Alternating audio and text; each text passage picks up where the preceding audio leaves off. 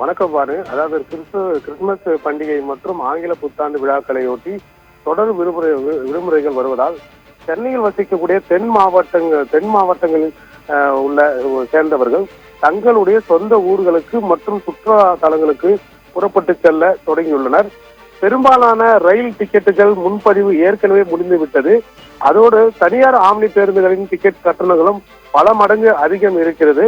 மேலும் ரயில் பேருந்துகளில் பயணம் மேற்கொண்டால் பயண நேரம் ஓரிரு நாட்கள் எடுத்துக்கொள்ளும் என்பதால் பெரும்பாலான பயணிகள் விமானங்களில் பயணிக்க தொடங்கியுள்ளனர். இதையடுத்து சென்னை விமான நிலையத்தில் விடுமுறை கால பயணிகள் கூட்டம் அதிகரித்து உள்ளது.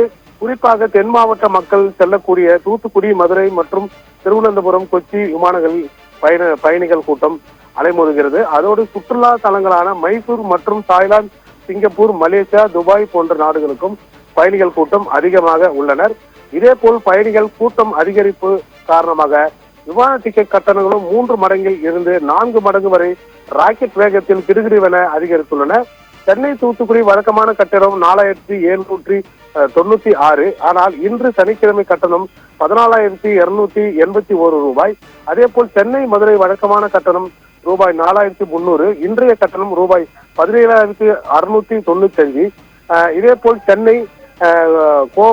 சென்னையிலிருந்து கோவை செல்லக்கூடிய, அதே போல் சேலம் செல்லக்கூடிய, திருவனந்தபுரம் செல்லக்கூடிய, Kochi, Mysore, Singapore, Kuala Lumpur, Thailand, Dubai என இதே போல் விமான கட்டணங்கள் பல மடங்கு உயர்வால் பயணிகள் கடும் அதிர்ச்சி அடைந்துள்ளனர்.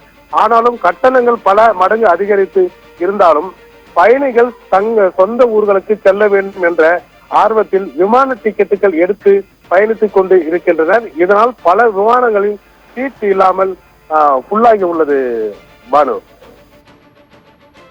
கிறிஸ்துமஸ் புத்தாண்டு தொடர் விடுமுறை எதிரொலி காரணமாக விமான டிக்கெட் கட்டணமானது கிட்டத்தட்ட 3 மடங்கு அதிகரித்திருப்பதை நம்மால் பார்க்க முடிகிறது.